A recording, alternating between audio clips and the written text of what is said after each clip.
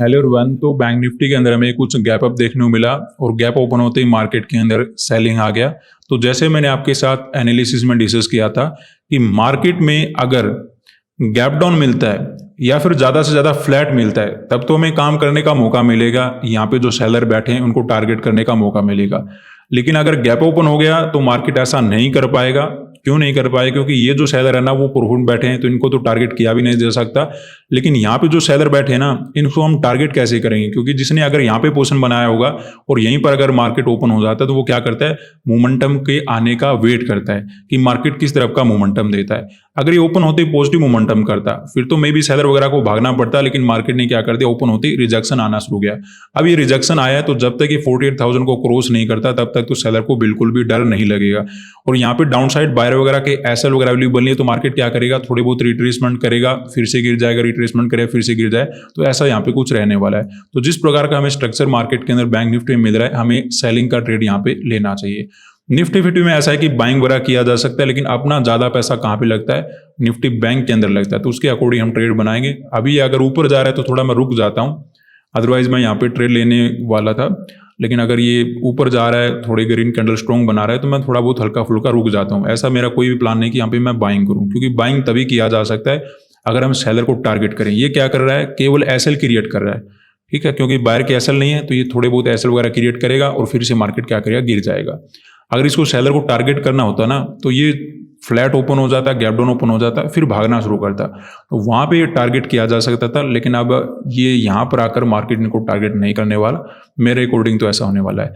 तो हम पुट का ट्रेड तो बनाएंगे, लेकिन जब तक कि ग्रीन कैंडल वगैरह ऐसा कुछ बन रहे थोड़ा बहुत हम रुक जाते हैं। अदरवाइज 5 से 10 मिनट में मुझे लगता है कोई ट्रेड मिल जाएगा। जैसे रिजेक्शन आएगा वहां पे हम काम करेंगे।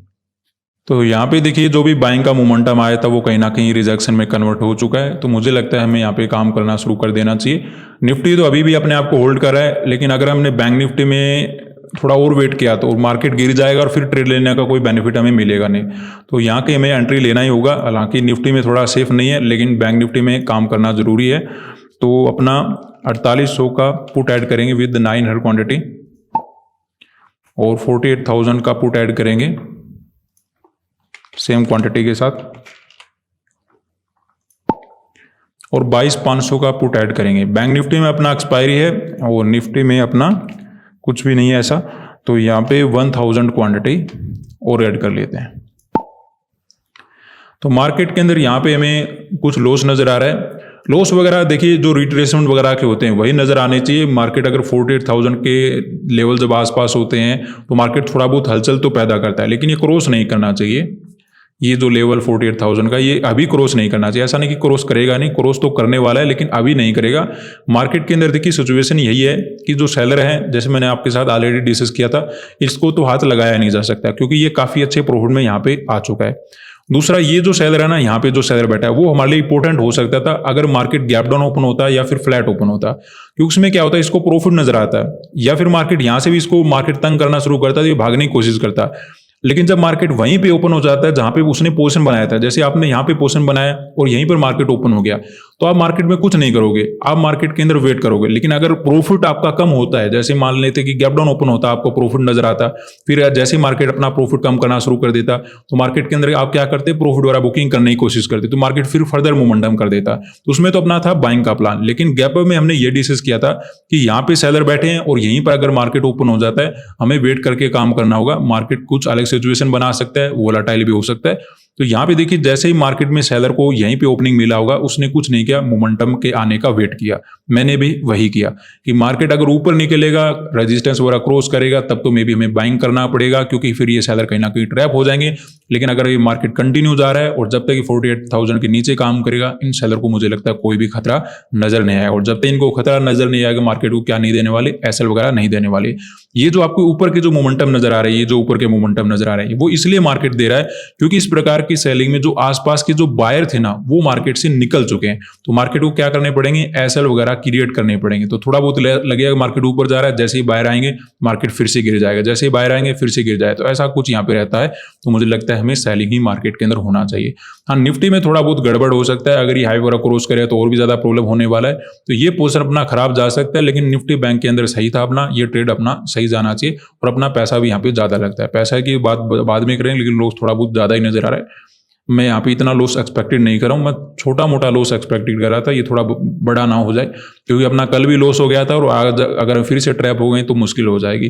खैर कोई बात नहीं, अपना क्लियर है। ऊपर के जो सेलर है वो प्रॉफिट में बैठे हैं, ठीक है, ऊपर के सेलर प्रॉफिट में बैठे हैं। यहाँ पे जो सेलर है अपनी पोजीशन तभी कट करेंगे जब तक 48,000 को मार्केट क्रॉस नहीं करता, इनको कोई खतरा नहीं है।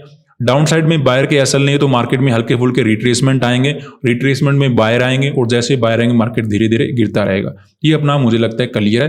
तो ये क्लियर रहेगा जब तक मार्केट में हमें कोई प्रॉब्लम नहीं है। हाँ 48,000 के ऊपर घूम गया तब मे भी सिचुएशन हमारे लिए खराब हो जाएगा। तो ये हम देखते हैं कैसे मार्केट कर पाता है, अभी हमें वेट करना होगा। तो यहाँ पे हमें काफ़ी अच्छा प्रॉफिट नज़र आ रहा है, इवन इससे भी ऊपर चला गया था। निफ्टी बैंक के अंदर भी कंटिन्यू सेलिंग है, निफ्टी 50 थोड़ा बहुत जो होल्ड करा था उसमें भी गिरावट आ चुका है, तो ये काफ़ी अच्छी बात है। अब ज़्यादा तो हमें नहीं रुकना है क्योंकि दोनों इंडेक्स अगर एक साथ गिरे हैं तो हो सकता है कहीं पर थोड़ा बहुत होल्ड करना शुरू कर दे या फिर घूम भी जाए, क्योंकि निफ्टी बैंक के अंदर एक्सपायरी भी है। लेकिन हाँ, जब तक ये सपोर्ट वगैरह है यहाँ तक तो हम पहुँच ही सकते हैं, उसके बाद हमें डेफिनेटली एग्जिट वगैरह मार्केट के अंदर करना होगा। तो जब तक प्रॉफिट बढ़ रहा है, प्रीमियम वगैरह बढ़ रहे हैं, आराम से देखो प्रीमियम को। जब लगे कि हाँ चार्ट में कुछ गड़बड़ हो सकता है तब चार्ट के ऊपर चले जाना।